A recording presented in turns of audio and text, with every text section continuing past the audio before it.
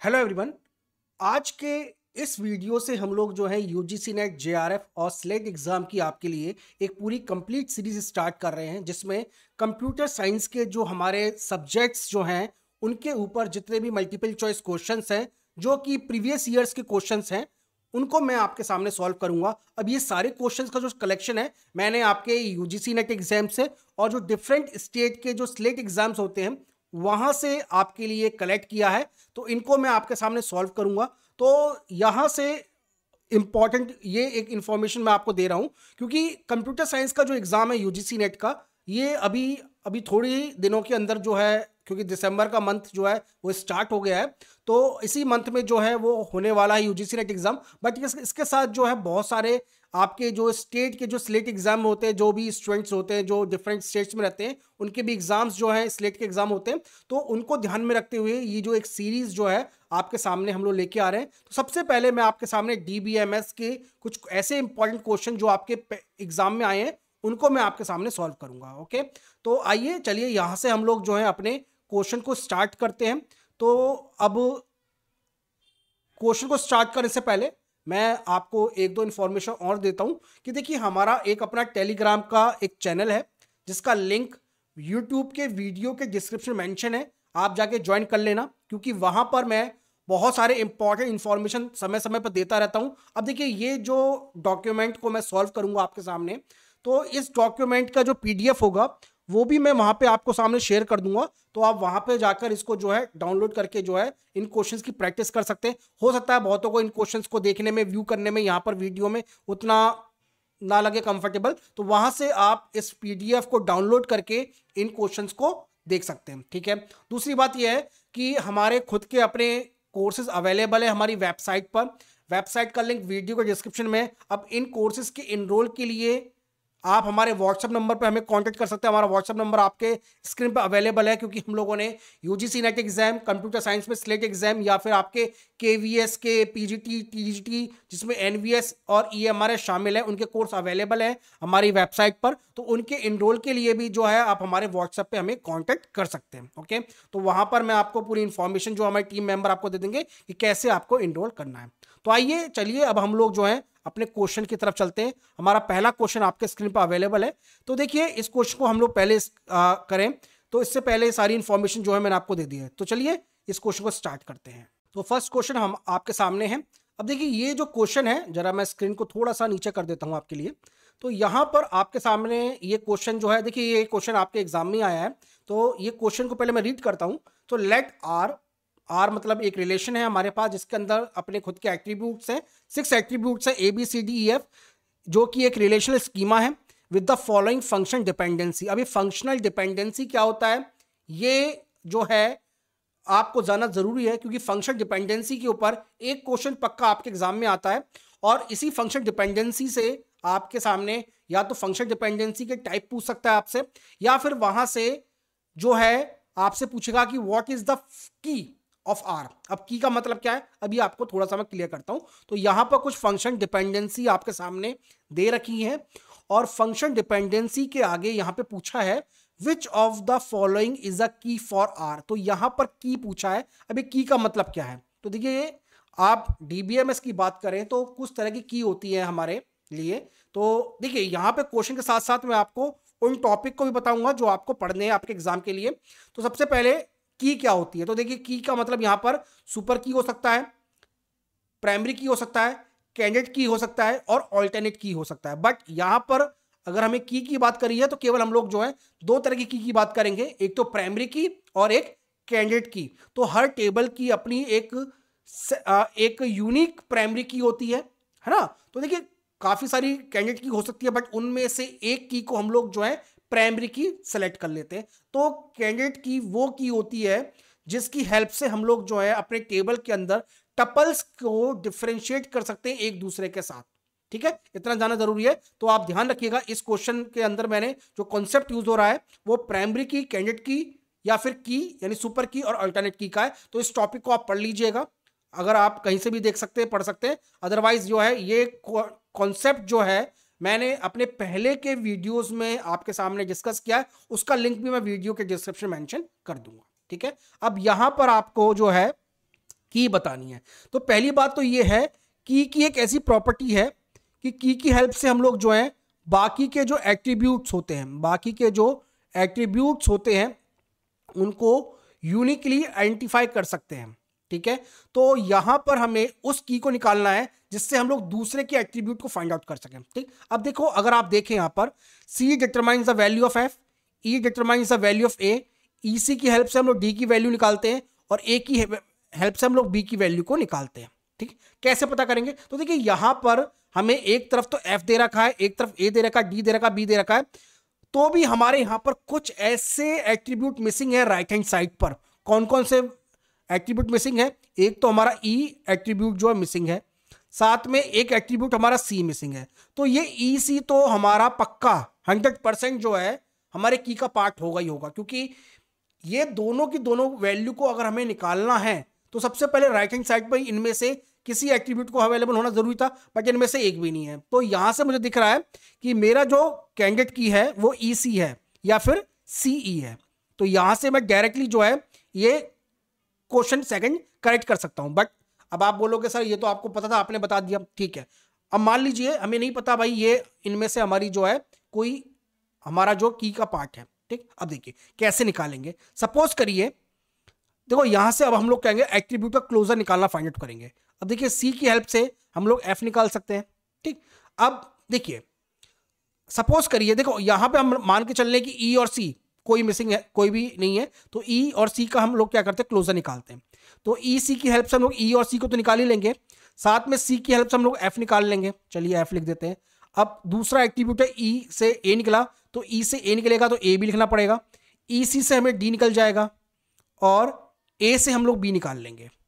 ठीक है, तो ये हमारा जो है हो जाएगा कैंडिडेट की हो जाएगा या प्राइमरी की हो जाएगा। अब एक बार हम लोग दूसरा भी करके देख लेते हैं, सी डी का क्लोजर निकाल के देखते हैं। तो सी और डी से हम लोग सी और डी तो निकाल लेंगे, सी से हम लोग एफ निकाल लेंगे।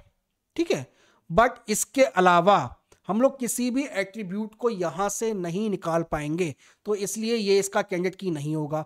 अगला देखते हैं हम लोग ए ई। ए ई का क्लोजर निकालते हैं।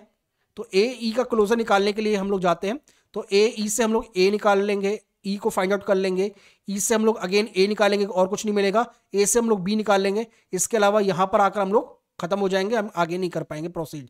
ए सी का क्लोजर निकालते हैं, ए और सी तो मिलेगा, साथ में सी से एफ मिल जाएगा, ए से बी मिल जाएगा। इसके अलावा बाकी की वैल्यू यानी ई मिसिंग है, तो ई मिसिंग है तो डी भी मिसिंग है, तो यहां से हम लोग आगे फर्दर नहीं निकाल पाएंगे। तो यहां से हम लोग देख सकते हैं कि ई सी जो है हमारा कैंडिडेट की है या फिर प्राइमरी की है। ओके, तो correct answer is second.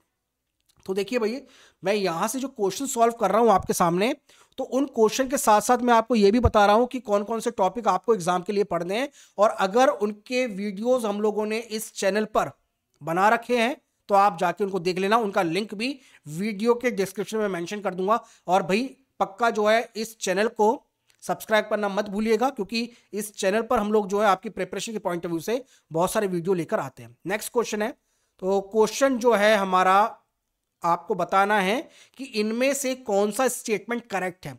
Which of the following is और are true with reference to view. तो भाई व्यू के रेफरेंस में डीबीएमएस के अंदर आपको करेक्ट बताना है कि कौन सा ऑप्शन जो है यहां पे व्यू का जो है करेक्ट है। तो पहली बात तो ये आती है व्यू होता क्या है, तो मैं अभी आपको बताता हूं व्यू क्या होता है। तो पहले हम लोग जो है इन दोनों स्टेटमेंट को देखते हैं। A view is a special stored procedure executed when certain event occurs. पहला स्टेटमेंट ए स्टेटमेंट। बी कहता है a view is a virtual table which occurs after executing a pre-compiled query. Okay, now तो पहली बात तो ये है कि व्यू जो है एक तरह का एक स्पेशल टाइप का टेबल होता है जिसका फिजिकल एग्जिस्टेंस नहीं होता। व्यू जो होता है एक तरह का वर्चुअल टेबल होता है। ठीक, तो पहला बी ऑप्शन तो करेक्ट है। ठीक, अब ये जो ए ऑप्शन है ये गलत है। क्यों गलत है? क्योंकि जो यहां पे जो व्यू जिस डेफिनेशन के बारे में आपको बता रहा है एक्चुअली में व्यू नहीं होना चाहिए, यहां पे ट्रिगर होना चाहिए। क्या होना चाहिए? ट्रिगर। तो trigger is a special stored procedure, क्योंकि ट्रिगर जो है एक प्रोसीजर होता है, व्यू जो होता है एक वर्चुअल टेबल होता है। ठीक है, तो इसलिए पहला ऑप्शन गलत है, दूसरा करेक्ट है, इसलिए ओनली बी इज ट्रू। तो करेक्ट आंसर तो सेकंड है। बट इसके अलावा मैंने आपको बताया ना, इन क्वेश्चन से मैं आपको वो टॉपिक भी बताता जाऊंगा। तो आपको डीबीएमएस के अंदर जो एसक्यूएल के कमांड्स होते हैं वो आपको पढ़ने हैं, और भी कुछ इंपॉर्टेंट एसक्यूएल कमांड आएंगे अभी थोड़ी देर में, उनको भी हम लोग जो है आपके सामने लेके आएंगे। तो पहली बात तो ये आती है कि व्यू की डेफिनेशन क्या है, ठीक है। तो व्यू एक तरह का ऐसा वर्चुअल टेबल होता है जिसकी अपनी फिजिकल एग्जिस्टेंस नहीं होती है। ये एक तरह का वर्चुअल टेबल होता है, यानी व्यू को हम लोग जो है दूसरे टेबल की हेल्प से क्रिएट करते, क्यूरी की हेल्प से।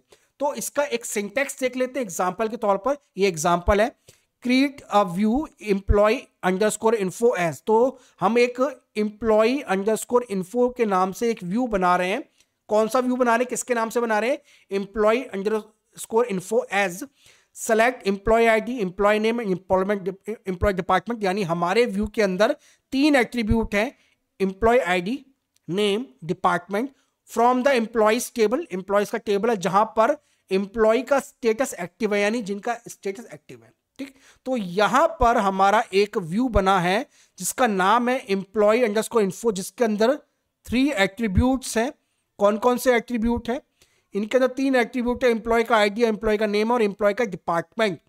क्योंकि हो सकता है आप अपने एम्प्लॉय के अंदर, बहुत सारे एम्प्लॉय हमारे मैनेजर लेवल के होते हैं, तो जो मैनेजर होते हैं ना, वो अपने अंदर जितने भी एम्प्लॉयज होते हैं उनका स्टेटस देखने के लिए, उनका एम्प्लॉय आईडी और किस डिपार्टमेंट में वो काम करते हैं उनको देखने के लिए जो वो कर सकते हैं। तो व्यू एक तरह का एक ऐसा स्पेशल टेबल है जो कि फिजिकल एग्जिस्टेंट नहीं है जिसका, but still it's very important, okay.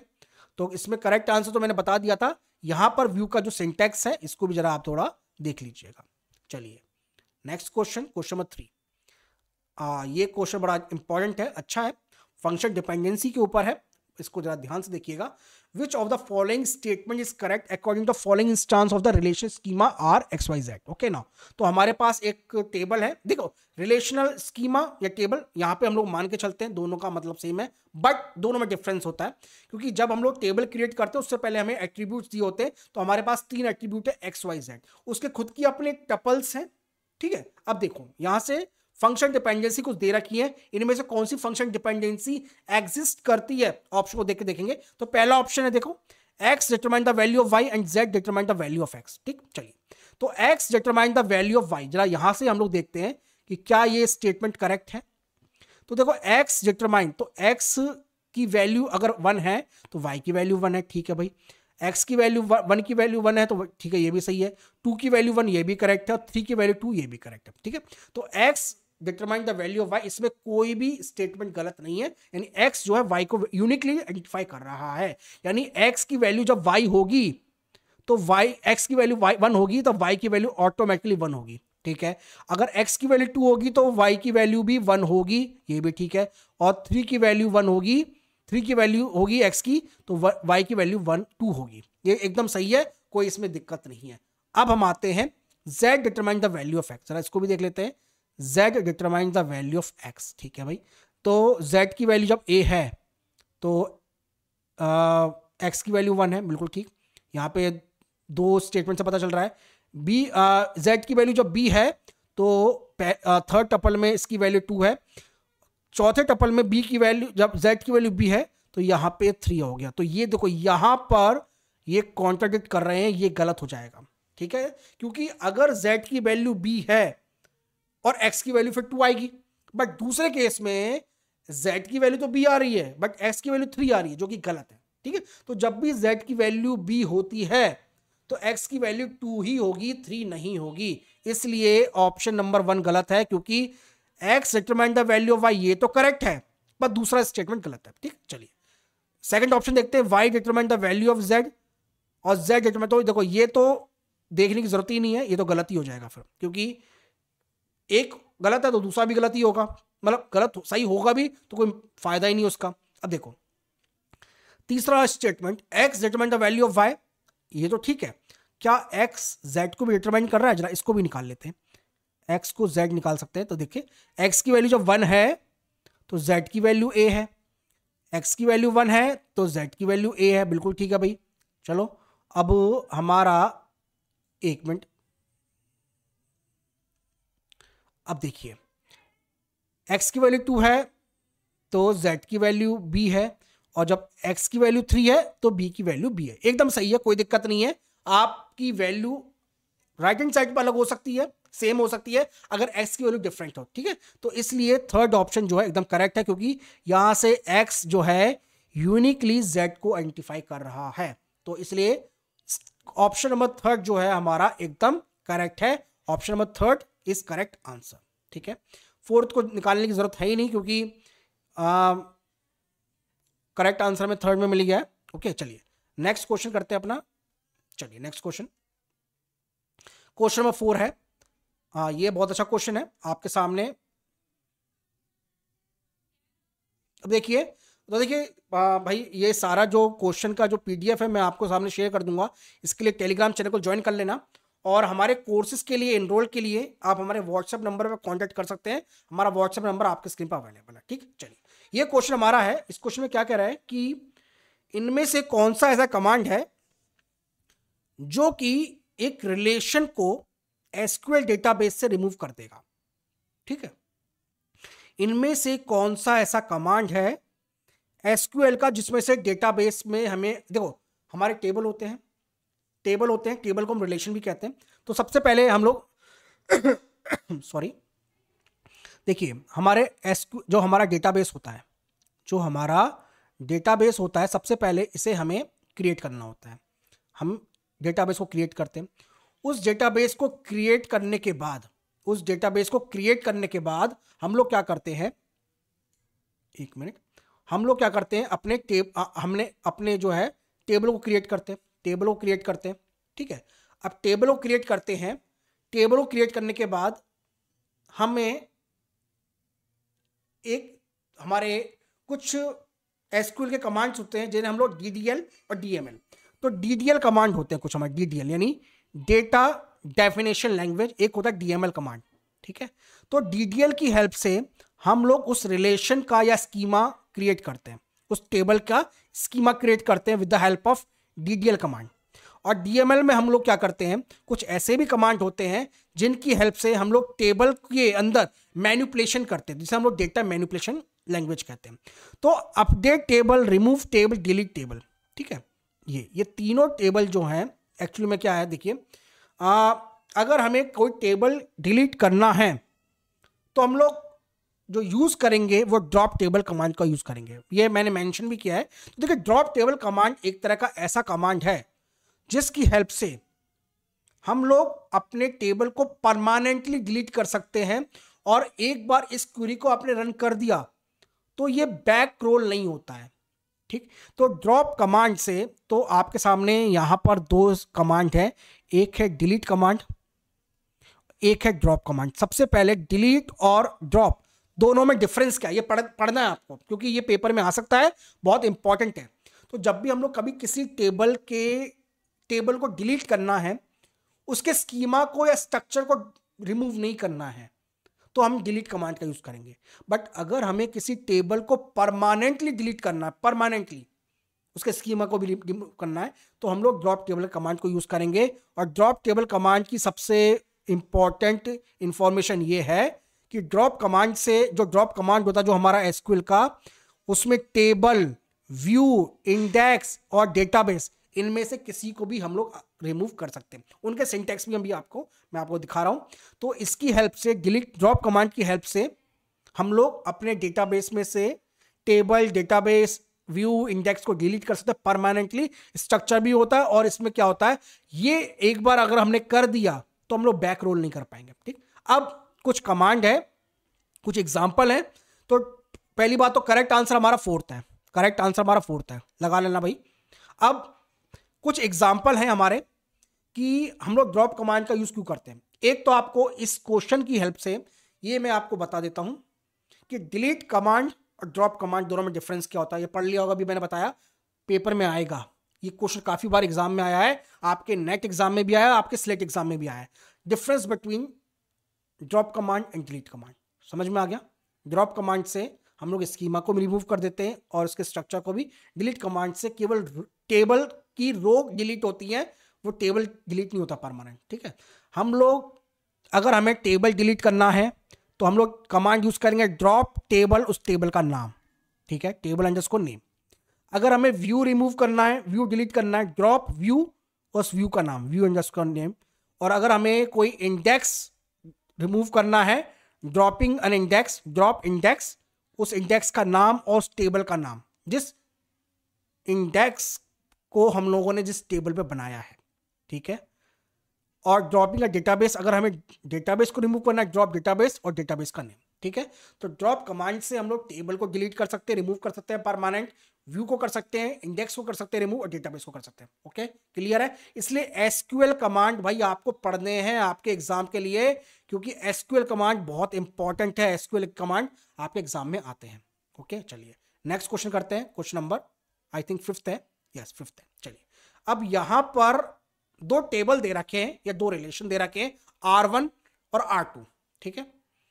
R1 के अंदर कुछ वैल्यूज हैं यानी टप्पल हैं, R2 में कुछ वैल्यूज हैं टप्पल है। तो R1 के अंदर हमारे पास 4 टप्पल हैं, A1 B1 C1 D1, यानी नाम दे रखे हैं, वो कौन सी क्लास में है। R2 में भी कुछ नाम दे रखे, क्लास दे रखे, नहीं, दोनों के दोनों टेबल R1 और R2 आपस में कंपैटिबल हैं। कंपैटिबल का मतलब ये होता है कि जब हमारे दोनों एट्रीब्यूट टेबल के अंदर सेम नेम के सेम एट्रीब्यूट अवेलेबल होते हैं, तब उन्हें हम कंपैटिबल कहते हैं, ठीक है। अब इन दोनों R1 और R2 पर हम लोगों ने एक आउटपुट निकाला, वो आउटपुट है B1 और 5, ठीक है, B1 5। इसका क्या मतलब हो, यानी हम लोगों ने R1 और R2 के ऊपर कोई ऑपरेशन लगाया जिसमें से केवल हमें एक टेबल मिलता है B1 5। तो B1 5 यहां पर भी है, B1 5 यहां पर भी है, ठीक है। तो इसका क्या मतलब हो, देखो, अगर मैं R1 के साथ R2 का इंटरसेक्शन करूंगा तो मुझे वो एट्रीब्यूट्स या वो टप्पल मिलेगा जो दोनों में कॉमन है। तो दोनों में कॉमन क्या है, एक तो B1 है और 5 है, जो कि ठीक भी है। पर अगर मैं R1 को R2 के साथ यूनियन करूंगा, R1 के साथ R2 का यूनियन करूंगा, तो मुझे वो सारे के सारे टप्पल मिलेंगे जो R1 में है, साथ में वो टप्पल भी मिलेंगे जो R2 में। तो R1 में मुझे 4 टप्पल यहां पर है और 2 टप्पल यहां पर है, बट B1 दोनों में कॉमन है, तो मुझे ऑलरेडी हमें 5 टप्पल मिलेंगे, ठीक है। हाँ, डुप्लीकेट हो जाएंगे, हमारा एक टप्पल जो B1 5 है वो डुप्लीकेट हो जाएगा, ठीक। अगर मैं R1 माइनस R2 करता हूं तो इस केस में मुझे वो टप्पल मिलेगा जो R1 में अवेलेबल है और R2 में भी अवेलेबल है, बट वो सब्ट्रैक्ट कर दे, यानी मुझे B1 5 नहीं मिलेगा, बाकी के जो A1 है, C1 है और D1 मिलेगा अगर मैं R1 माइनस R2 करूंगा, ठीक है।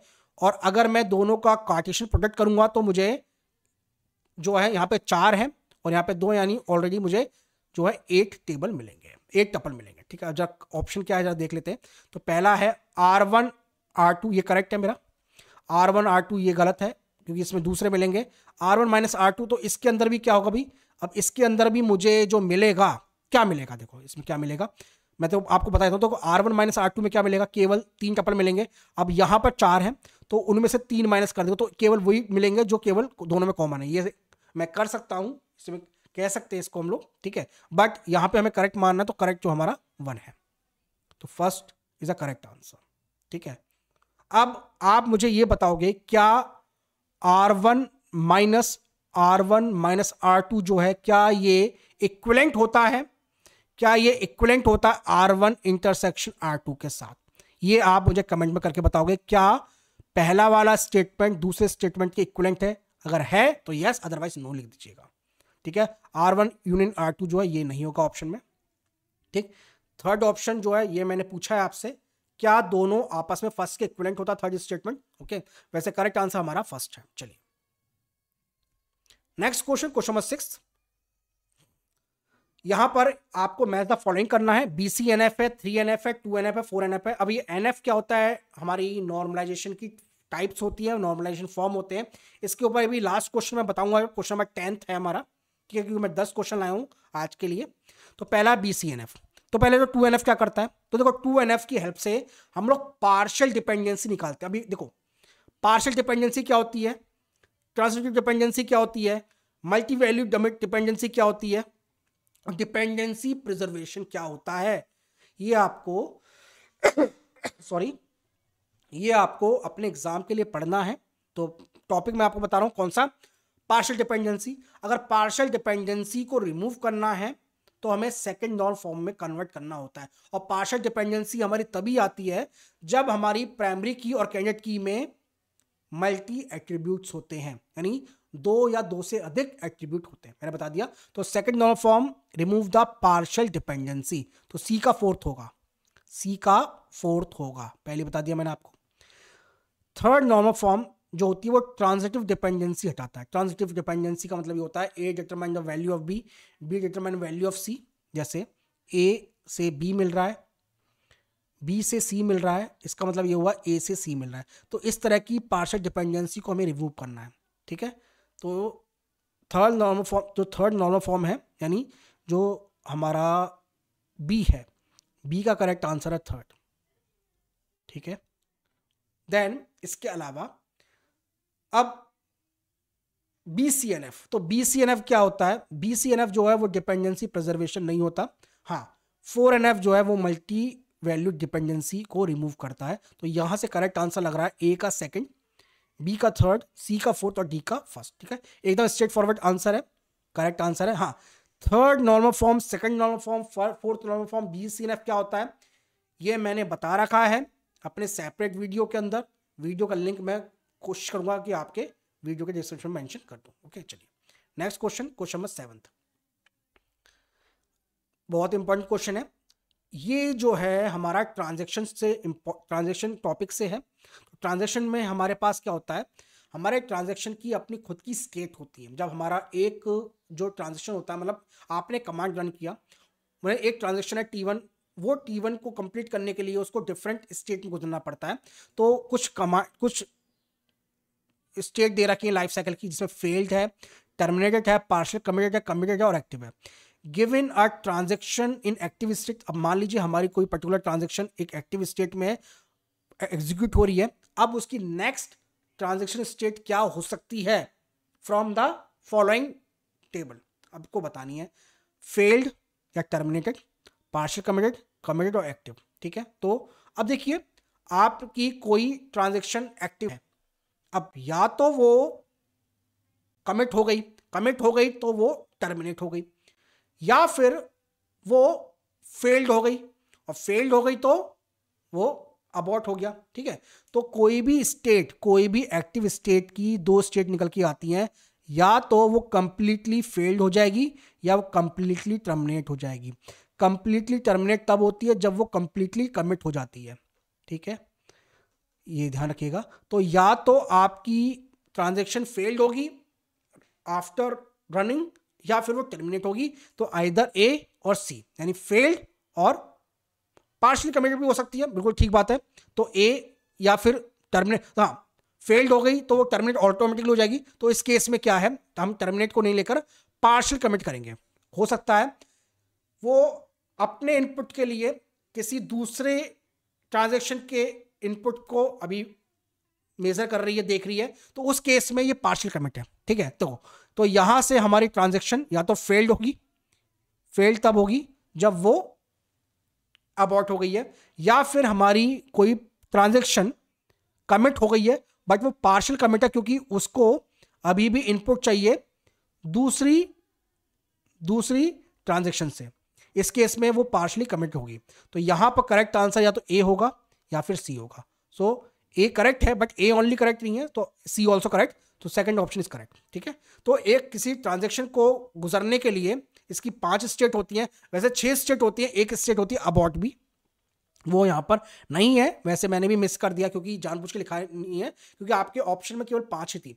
और तो ट्रांजैक्शन का मतलब क्या होता है, तो देखो ट्रांजैक्शन का मतलब ये होता है, ट्रांजैक्शन आपके ऐसे लॉजिकल रिलेटेड ऑपरेशंस होते हैं जो कि उसे कंप्लीट करते हैं। फॉर एग्जांपल, आपको आपके फ्रेंड के अकाउंट में 2000 रुपए ट्रांसफर करने हैं, तो सबसे पहले आपके अकाउंट को रीड किया जाएगा, आपके बैलेंस को चेक किया जाएगा, आपके बैलेंस में से फिर 2000 रुपए डिडक्ट किए जाएंगे, फिर 2000 रुपए आपके फ्रेंड के टेबल के अंदर, डेटाबेस के अंदर, यानी उसके अकाउंट के अंदर जाके अपडेट किया जाएगा। तो एक ट्रांजैक्शन के अंदर बहुत सारे ऑपरेशंस हो सकते हैं, तो किसी भी ऑपरेशन की फेल की वजह से वो ट्रांजैक्शन जो है अबॉर्ट हो सकता है। ठीक, तो ट्रांजैक्शन की अपने खुद के 5-6 विंडो होती हैं, 5-6 तरह की वैरायटी होती है। जैसे अगर आपकी जो स्टेट है वो एक्टिव हो सकती है, पार्शियल कमिट हो सकती है, कमिट हो सकता है, फेल्ड हो सकता है, टर्मिनेट होता है। एक्टिव का मतलब ये होता है कि आपकी जो स्टेट है राइट नाउ, या आपका जो ट्रांजैक्शन है वो राइट नाउ एक्टिव है। ठीक है, अगर पार्शियल कमिट का मतलब ये होता है कि the state after last operation of transaction execute, यानी हमने लास्ट ऑपरेशन एग्जीक्यूट कर दिया but still it's waiting for some another input. Commit का मतलब ये होता है कि वो कंप्लीट हो चुका है बट वो अभी भी फिनिश नहीं हुआ है, टर्मिनेट नहीं हुआ है। ठीक है, फाइनल स्टेट टर्मिनेट होती है। फेल्ड का मतलब ये होता है कि उसको किसी वजह से आपके जो ऑपरेशंस थे वो अनकमिटेड हो गए और उनकी वजह से आपका जो ट्रांजैक्शन है वो अबॉर्ट हो गया। ठीक है, फेल्ड हो गया। आपने देखा, आपने अकाउंट से पैसे निकाले, कभी कभी आपने ट्रांजैक्शन निकालते हो तो पैसे निकलते नहीं है, आपके अकाउंट में पैसे डिडक्ट हो जाते हैं, फिर कुछ देर बाद वो ऑटोमेटिकली आपके अकाउंट में आ जाते हैं। ठीक है, तो इसको हम लोग जो है फेल्ड ट्रांजैक्शन कहते हैं। Next question, question number 8। दो कॉन्करेंट ट्रांजैक्शन है T1 एंड T2 जो रन कर रहे हैं साइमल्टेनियसली, और एक ही तरह का डेटाबेस है हमारे, यानी दो ट्रांजैक्शन है T1 T2 जो कि एक आइटम को ए तरीके से रीड कर रहे हैं इन अनकंट्रोल मैनर। ठीक है, याद रखिएगा, अनकंट्रोल मैनर। अब इनमें से कौन कौन सी प्रॉब्लम आ सकती है इस केस के अंदर? Dirty read problem, lost update problem, transaction failure, inconsistent database. ठीक है, इनकंसिस्टेंट डेटाबेस, इनमें से कौन सा? तो देखिए, डेफिनेटली डर्टी रीड प्रॉब्लम आएगी, लॉस्ट अपडेट प्रॉब्लम भी आएगी, और इनकंसिस्टेंट डेटाबेस को तो यानी ए, बी और डी ये तो होगा ही होगा। अब ट्रांजैक्शन फेलियर, अब देखिए फेलियर तो है बट यहां पर जो मोस्ट सुटेबल है वो ए बी डी ऑप्शन है। ठीक है, ट्रांजैक्शन फेलियर क्यों नहीं होगा या क्यों इसका ऑप्शन में T1 T2 में ये नहीं है? तो जब हम लोग ट्रांजैक्शन फेलियर की बात करते हैं तो देखिए, ट्रांजैक्शन फेलियर तो हमारा जो होता है वो सभी में हो सकता है, तो यहाँ पे कोई जरूरी नहीं है। यहाँ पे पूछा कि डेफिनेटली इन पर्टिकुलर सिनेरियो के अंदर कौन कौन से सिनेरियो निकल कर आएंगे जो दूसरों में नहीं आएंगे। तो dirty read problem, lost update problem और इनकंसिस्टेंट डेटाबेस स्टेट वो बाकियों में ना निकल के आ सकते हैं। हो सकता है वहां पे दो ट्रांजैक्शन आपस में कॉन्करेंट रन नहीं हो रहे, तो ट्रांजैक्शन फेलियर तो अगर एक भी ट्रांजैक्शन रन करेगा तो भी फेलियर हो सकता है। तो इस केस में जो यूनिक जो है वो dirty read problem, lost update problem और इनकंसिस्टेंट डेटाबेस स्टेट। तो यहाँ पे जो करेक्ट आंसर है वो 4th है आपका, ए बी डी। ठीक है, correct answer 4th। Next question, question 9th। With respect to relational algebra which of the following operation are included from the mathematical set theory? यानी हमारे पास बहुत सारे ऑपरेशंस होते हैं जो हम लोगों ने सेट थ्योरी से लिए हैं। कौन कौन से सेट थ्योरी से लिए हैं? अब यहाँ पे ऑप्शन है जॉइन, इंटरसेक्शन, कार्टेशियन प्रोडक्ट और प्रोजेक्ट। तो देखो, पहले तो ये चारों जो ऑपरेशंस हैं वो एसक्यूएल में होते हैं और ये रिलेशनल अलजेब्रा के पार्ट हैं। ठीक है, अब इंटरसेक्शन एंड कार्टेशियन प्रोडक्ट, अभी इंटरसेक्शन मैंने दिखाया था, दो आपके पास दो टेबल हैं लाइक ए और बी, तो ए का इंटरसेक्शन बी के साथ, इस तरह से डिनोट करते हैं इसको हम लोग, ए का इंटरसेक्शन बी के साथ, तो उस केस में ये वाला पार्ट। ठीक है, Cartesian product A cross B, ठीक है, ये इस तरह से होता है। तो ये दोनों के दोनों सेट थ्योरी के पार्ट हैं। प्रोजेक्ट में हम लोग क्या करते हैं, पर्टिकुलर किसी एक एट्रीब्यूट को निकालना है। ठीक है, तो ये हम लोग जो है सिग्मा से डिनोट करते हैं इसको। ठीक है, तो ये जो है ऑप्शन, ये सेट थ्योरी का पार्ट नहीं है। Similarly, join is also not the part of that left outer join और outer join, left inner join, तो ये जो है join है ना, ये सेट थ्योरी के पार्ट नहीं है। हाँ, ये रिलेशनल अलजेब्रा के ऑपरेशंस में आते हैं, but these are not the mathematical set theory part. Okay, तो दो ऑपरेशन जो कि सेट थ्योरी के पार्ट है वो इंटरसेक्शन एंड कार्टेशियन प्रोडक्ट है, यानी B and C are the correct answer. Second is the correct answer. Okay, question number 10th, तो ये हमारा आपका लास्ट क्वेश्चन है। Question number 10th. In relation databases, if R is in BCNF, then which of the following is in BCNF? ये कुछ थोड़ा सा अटपटा है, बट ठीक है, कोई बात नहीं। यानी हम लोग मान लेते हैं कि हमारा रिलेशन R जो है अगर BCNF में होना चाहिए तो उसे क्या क्या कंडीशन फॉलो करनी है, ये मान लेते हैं। तो आर वो 4 नॉर्मल फॉर्म में होगा, R is not in 1 normal form, R जो है वो 2NF में होगा और पर वो 3NF में नहीं होगा, और अगर वो 2NF में होगा 3NF में नहीं होगा, 3NF में होगा। ठीक है, तो देखो अगर आर को BCNF होना है, अगर आर को BCNF होना है तो सबसे पहले तो उसको फर्स्ट नॉर्मल फॉर्म में भी होना पड़ेगा, सेकंड नॉर्मल फॉर्म में भी होना पड़ेगा और थर्ड नॉर्मल फॉर्म में भी होना पड़ेगा। तो जो ऑप्शन नंबर 4 है वो हमारा करेक्ट है। तो R should be in second normal form as well as third normal form, और जिसका डायग्राम जो होगा वो इस तरीके से होगा। तो आपके BCNF को होने के लिए तो सबसे पहले तो उसको फर्स्ट में भी होना पड़ेगा, सेकंड में भी होना पड़ेगा और थर्ड में भी होना पड़ेगा, तभी वो BCNF में होगा। ठीक है, ठीक क्लियर है। तो छोटा सा क्वेश्चन था ये, तो ज़्यादा इसमें इसे लंबा नहीं करते क्योंकि इसमें कोई और बताने लायक कुछ है नहीं। ठीक, तो अब आई होप आपको आज के इस वीडियो के अंदर जो मैंने आपको समझाया वो समझ में आ गया होगा। अगर आपका कोई और भी सवाल है तो उसके लिए आप कमेंट कर सकते हैं, और हमारा टेलीग्राम चैनल अगर अभी तक आपने ज्वाइन नहीं किया तो भाई टेलीग्राम चैनल को ज्वाइन कर लेना। हमारा व्हाट्सएप नंबर भी आपके स्क्रीन पर अवेलेबल है, किसी भी तरह के सवाल के लिए आप हमारे व्हाट्सएप नंबर पर भी कॉन्टैक्ट कर सकते हैं। और हमारे कोर्सेज के अंदर इनरोल के लिए देखिए हम लोगों ने काफ़ी सारे कोर्सेज बना रखे हैं, जिसमें UGC नेट एग्जाम के कोर्सेज हैं, और आपके साथ में स्टेट के जो स्लेट एग्जाम हैं उनके भी क्वेश्चन हम लोग सॉल्व कराते हैं अपने UGC नेट के अंदर, तो उसका भी कोर्स आप इनरोल कर सकते हैं। तो इन कोर्सेज को इनरोल के लिए आप हमारे व्हाट्सएप पर कॉन्टैक्ट कर सकते हैं। साथ में KVS PGT कंप्यूटर साइंस और इस तरह के हम लोगों ने TGT PGT के भी जो कोर्सेज हैं वो अवेलेबल करा रखे हैं, जिसमें NVS और EMRS भी शामिल हैं। ओके, तो आई होप आपको आज का वीडियो पसंद आया होगा, और पसंद आया तो भाई लाइक करना मत भूलिएगा, लाइक एंड शेयर करना मत भूलिएगा। ओके, तो मिलते हैं आपसे नेक्स्ट वीडियो में एक और इम्पॉर्टेंट टॉपिक के साथ। Thank you.